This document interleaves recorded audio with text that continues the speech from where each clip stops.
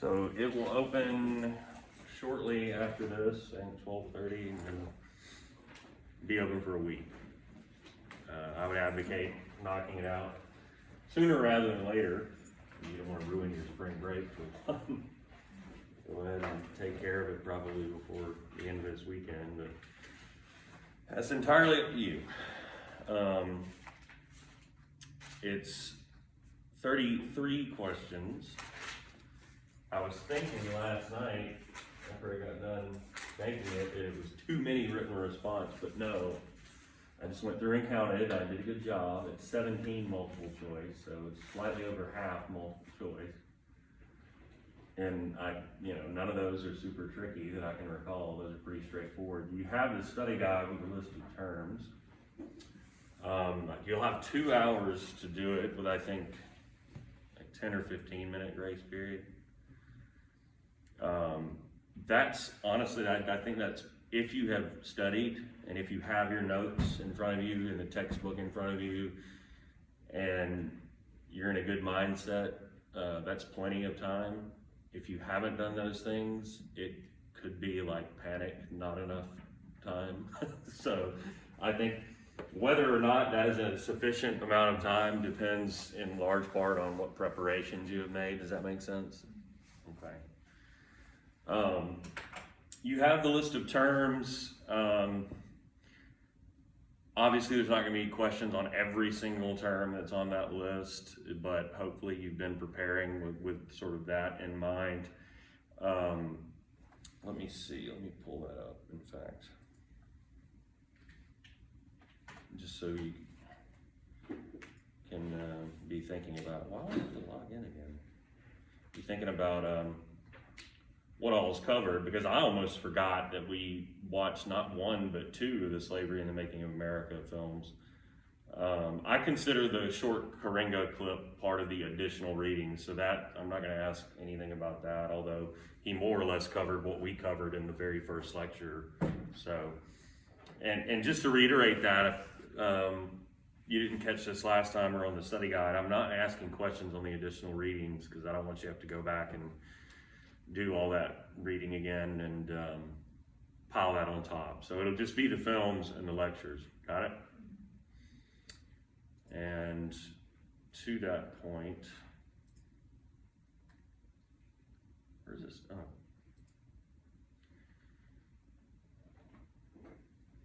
We had, of course, the first two lectures were Foundations of African American Studies and then the development of the African American Studies discipline.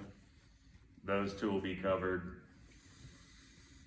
Then we had the Heritage of Africa lecture, the American Slavery lecture part 1, the part 2 of the Slavery and the Making of America that covered the Revolution. We had another American Slavery lecture part 2. Then we watched only part of Slavery and the Making of America episode 4, because that episode, if memory serves, covers all the way up through Reconstruction. But we had lecture on Reconstruction. So basically we watched, I don't want to throw a number of minutes out there, but the first like half to 2/3 of that, essentially the parts talking about, or especially the parts talking about Robert Smalls. But you've got a list of terms for that too. So you would sort of be able to see in your terms kind of where we stopped watching if you needed to go back. Then, like I said, Reconstruction, which was split into parts 1 and 2 for the PowerPoints, but that was just like superficial, artificial. That was just all one lecture if you're trying to reference the video. We had the Freedom's First Generation lecture. We had to tack Du Bois, though, onto the beginning of the next one, which was that Great War, Great Migration, Harlem Renaissance. And then we had the one where we kind of flew through the Great Depression, the New Deal, and World War II. And then the last ones were on the classical phase of the movement. But remember, we stopped short. We basically got through Birmingham 1963 and didn't get to that fall with the 16th Street Baptist Church bombing. We didn't cover Selma. We didn't talk about Bloody Sunday. And we didn't talk about the Civil and Voting Rights Act. So even though those are on the study guide, those are not covered because we didn't get through that, okay? So is it like the whole, if I can say it, is it know how we have like parts of the lecture, so is it that whole lecture that we're not gonna be reviewing for the midterm? No, you will, that lecture will be covered. We Okay, just did. so just the parts that we did. Right, so what you can do is go to the list of terms on the study guide and just kind of cross out those ones at the bottom below Birmingham. So all that stuff will be covered, we just didn't get to everything that's on the study guide. I was a little too ambitious in imagining what we could get through. I should have known that I would run my mouth in that lecture and we wouldn't get through with it. Okay. So we covered everything from World War II and Cold War context through the Albany and Birmingham campaigns, if you're looking at the study guide. So the last 1, 2, 3, 4, 5 terms from 16th Street to Voting Rights Act we didn't get to. Alright, so I have for the Albany and Birmingham campaign, 16. Yeah, so from 16th Street to the bottom, you can cross those out. Okay, so we did do Albany and. We did talk about the SCLC campaigns in Albany and Birmingham, yeah. And yeah, we covered all the rest of that too, for sure. Now, in terms of just kind of throwing you a bone here and letting you kind of focus in, starting with the very first lecture, in origins, or foundations rather,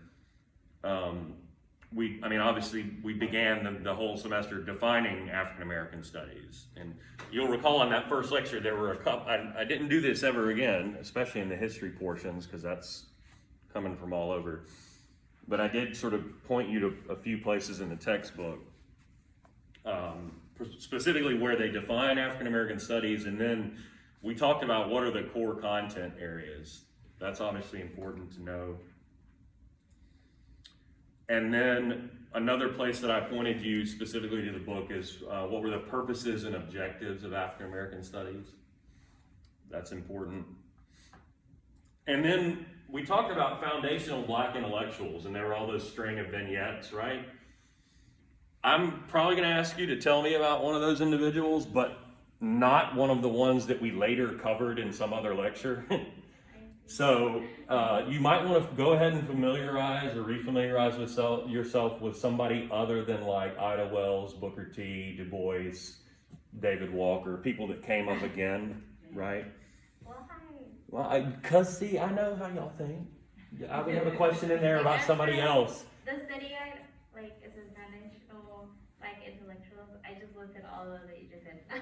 That's okay. I mean, now you can go through and sort of pick, somebody like Mary Ann Shadd Carey or Zora Neale Hurston actually did come up later, although only briefly, or Marcus Garvey's on the no list because we talked about him at length later.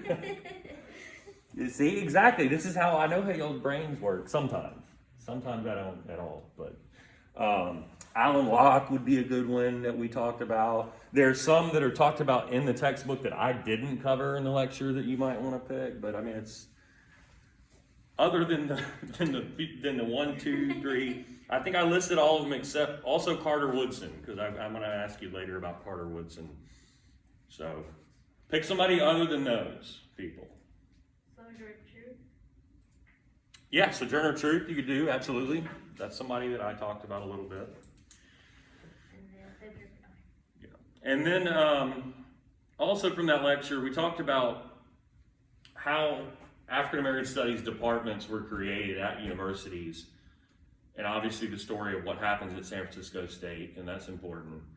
But also, too, the formation of Black student unions and how that proceeded or kind of dovetailed with this process of getting African American Studies departments created.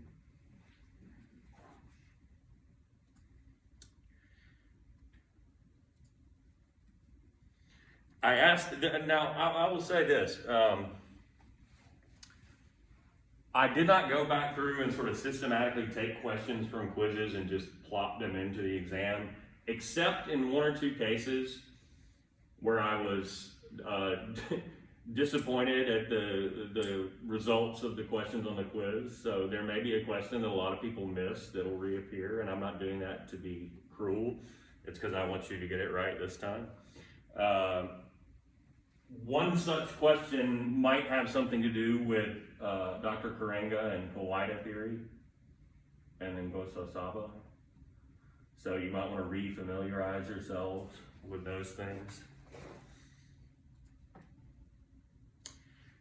As you know, geography is important to me, and we discussed at some length the geography of the African continent. Clearly, I'm not going to ask you to give me some thorough rundown of African geography like we had in here, but you might want to, like we said to the Black intellectuals, familiarize yourself with a couple of key features of African geography that you might be able to then explain to me their features and significance.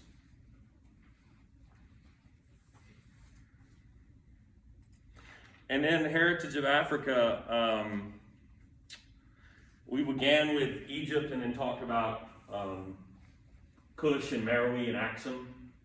Should be able to differentiate between those early Northeast African empires. Weren't they the ones that adopted culture from Egyptians and they came from like Memphis, Egypt? Yeah, there's a mutual sort of borrowing. As the Egyptians had borrowed from Nubia, which is where Kush and Meroe emerged later, who of course borrow from Egypt. And then Axum emerges and sort of subsumes that whole area and becomes this great empire that, you know, could rival that of Rome at the time. And that's what later, that's to the south and east in Ethiopia. What later becomes the Kingdom of Ethiopia. As for ancient Egyptian civilization, I have down only that they had the Nile River. Which is important. That's Yeah. the giver of life. It has the Nile River. I asked you a little bit about, I think I asked you on the quiz, we had discussed this debate over, you know, were the Egyptians black, right? That's not a question that's going to reappear here. To be frank, I didn't see anything that really jumped out about the Egyptians that I wanted to test you on here. So I would shift your focus forward a little bit to Kush, Meroe, Axum. And then the next super important thing from that lecture would be Ghana, Mali, Songhai. Be able to differentiate between those three empires. Early Ghana Empire, Mali and Mansa Musa, and then Songhai and Aski Muhammad. Aski Muhammad was the son, right? Yes, Okay. of Sundiata.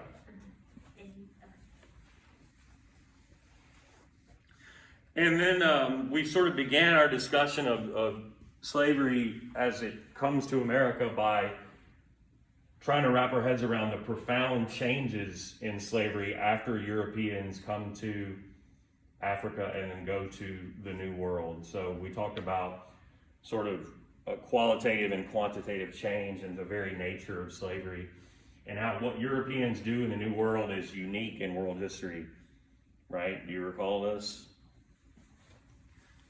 That's something I will ask you about, you know, the chattel nature of slavery, the racial nature of slavery in the New World, and a system of using human beings by literally the millions exclusively to go catch crops. Something fundamentally different from slavery as it had appeared anywhere in world civilizations to that point.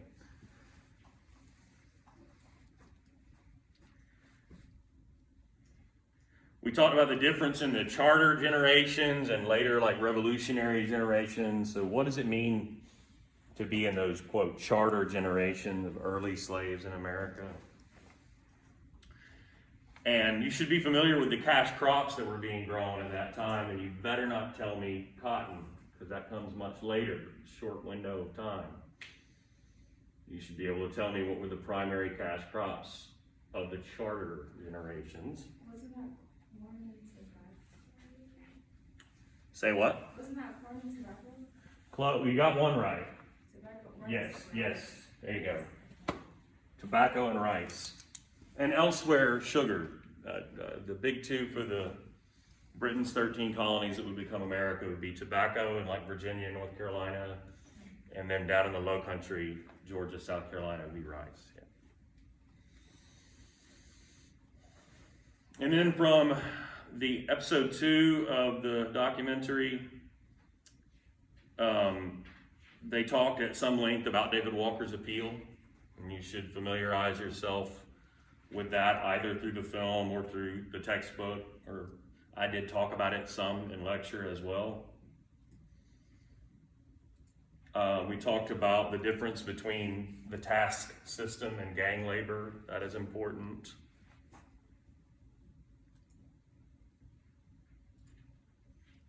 We talked about the origins of the Black institutional Christian church in America. That is important.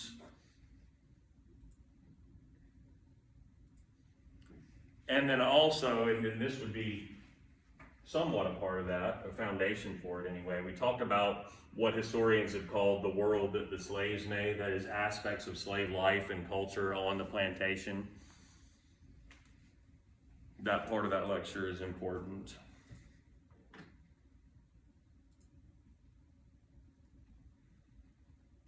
And then in the other episode, the episode 4 of the documentary, they focus, their sort of central figure in that episode was Robert Smalls. So needless to say, the life and achievements of Robert Smalls are important. And two, his experiences being there in Virginia, where Hampton remained in Union hands in the fort there, and that becomes an early contraband camp. You should be familiar with what it meant for slaves to be considered contraband of war in the days before the Emancipation Proclamation. And I think I sort of editorialized when we paused that film on what the Emancipation Proclamation did and didn't do, and you should be familiar with that too. And you better not tell me that it ended slavery in America, because it most definitely did not. And you should be able to tell me why or how that is. For example, it didn't touch slavery in the border states. It remained perfectly legal there.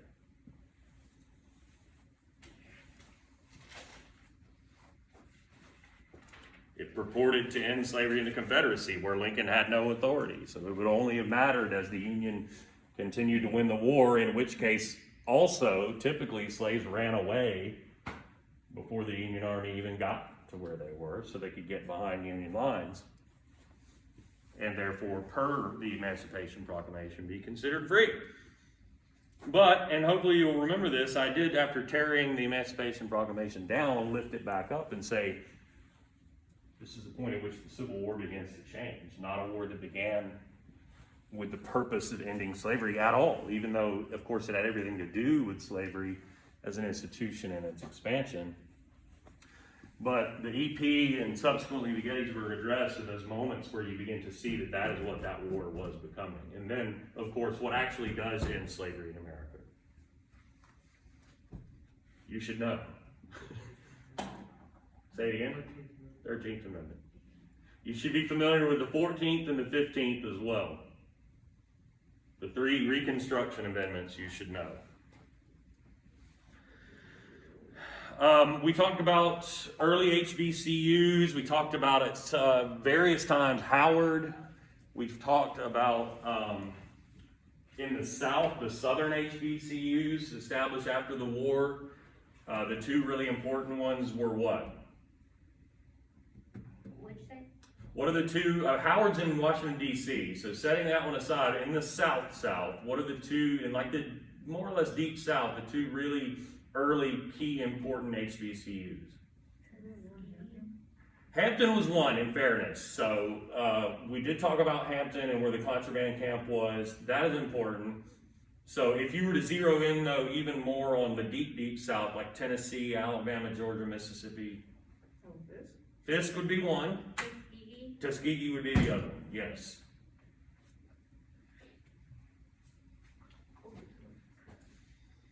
And we kind of put those 2 side by side as a way of saying, hey, there's a couple of models for curriculum.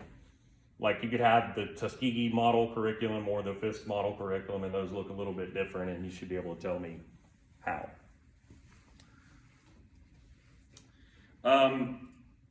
Let's see. As for the redemption period, you should be able to explain to me Jim Crow laws and disenfranchisement, the sort of twin pillars of what becomes white supremacy by around 1900. Obviously, I mean, there's a few key individuals that you just are, it's blatantly obvious I'm going to ask about. Like, I'm clearly going to ask about Ida Wells. Specifically, in this case, the red record.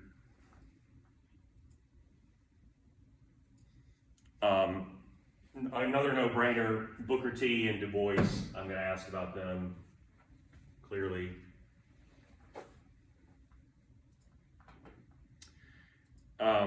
We talked some about African Americans' experience in the Great War, and I kind of zeroed in on the Harlem Hellfighters.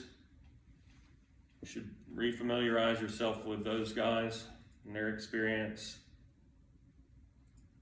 I mentioned that I was going to ask you about Carter Woodson.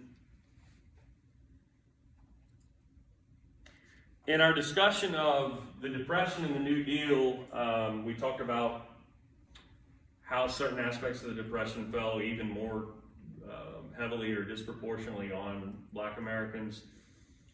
And then with the New Deal, I kind of immediately zeroed in on racial discrimination in the New Deal, which was blatant, profound, and had lasting consequences. So you should be able to give me some examples of racial discrimination in New Deal programs. I think more than once we defined civil disobedience, so that ought to be something that kind of stands out to you. I think we defined it way back talking about Ida Wells and what she did on that train car and how that kind of boosts her career. But then, of course, when we came back to classical phase of the movement, we redefined it again. Well, we didn't, I shouldn't say, that's redundant, and we didn't redefine it, we didn't change the definition, I just gave it to you once again. So that's something you should know.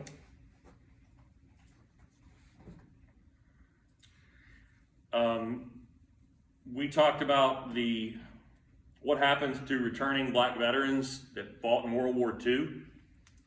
Specifically, the atrocious example of what happens to Sergeant Isaac Woodard and the impact that has on President Truman. Now, we talked about Rosa Parks, but I, number one, gave you a different picture and more full picture of Rosa Parks than typically students tend to get in K through 12. So I might ask you about the sort of real Rosa Parks, but I also talked about some other individuals in that same lecture who don't get talked about as much, like attorney Fred Gray and Claudette Colvin.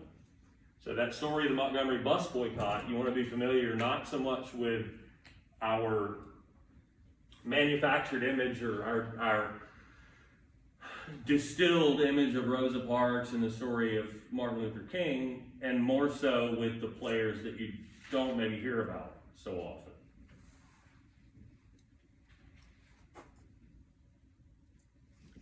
I talked at some length about the effect of the Cold War on the civil rights movement and how that both makes it more difficult for civil rights activists and organizers in the Cold War climate of fear of communism and hysteria.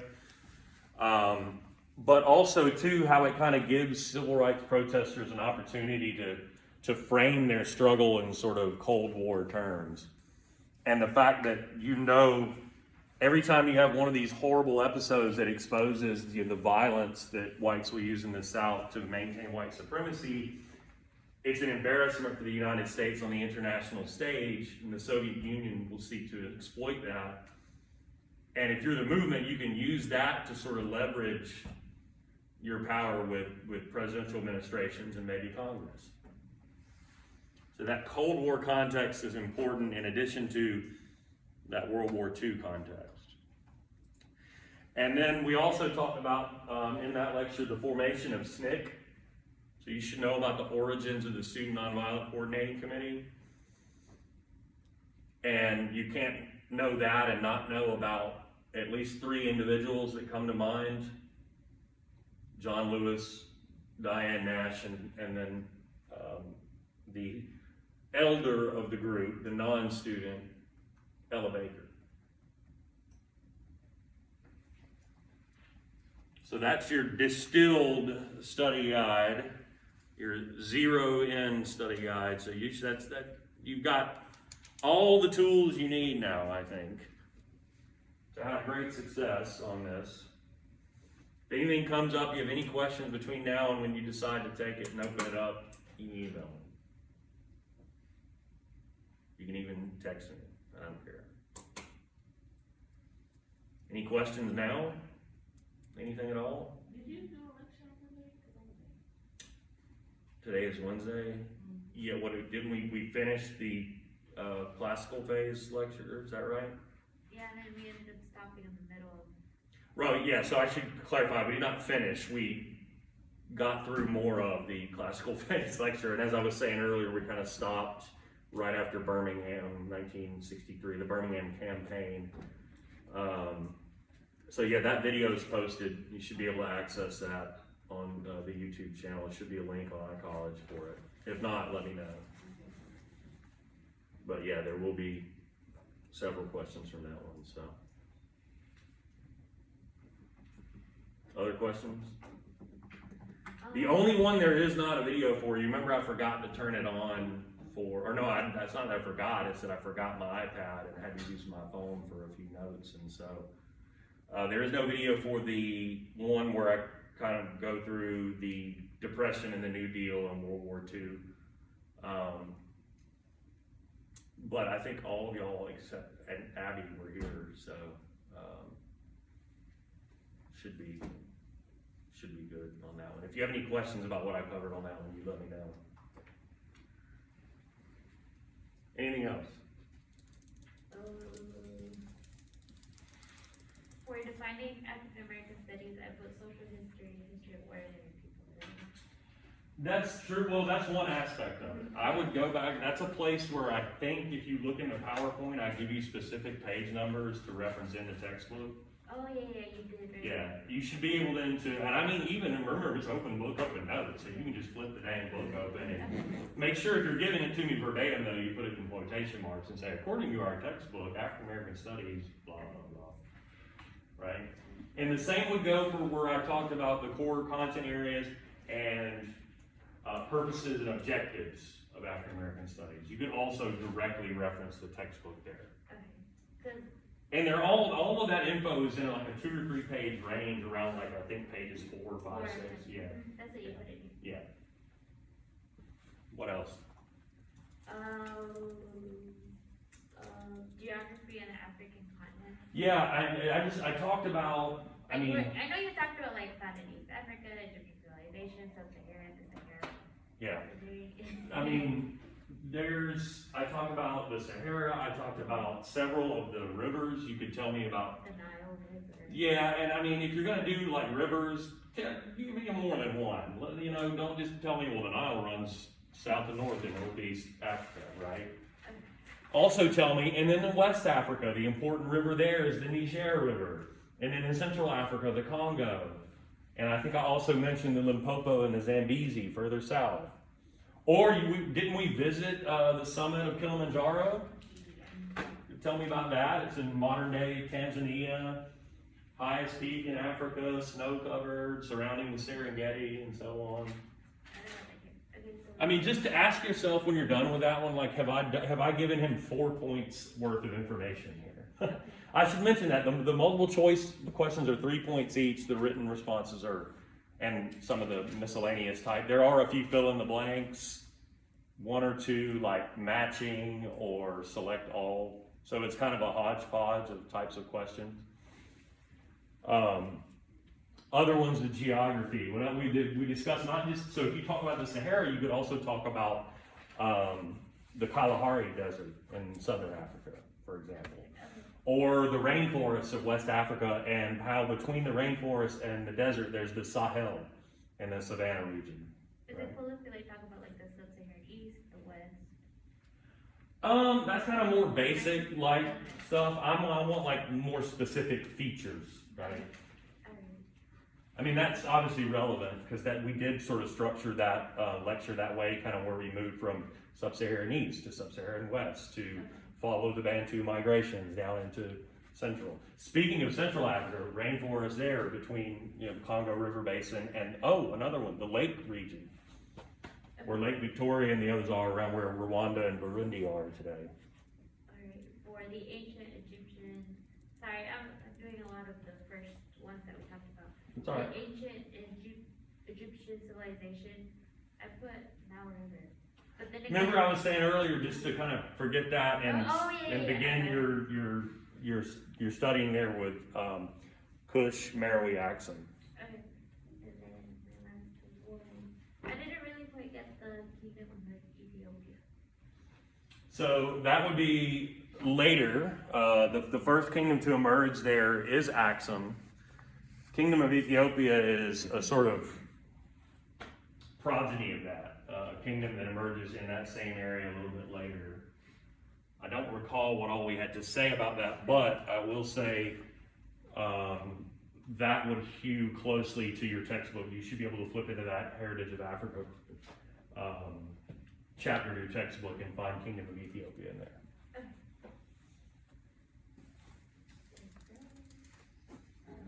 All right, well, if you have more questions, stay.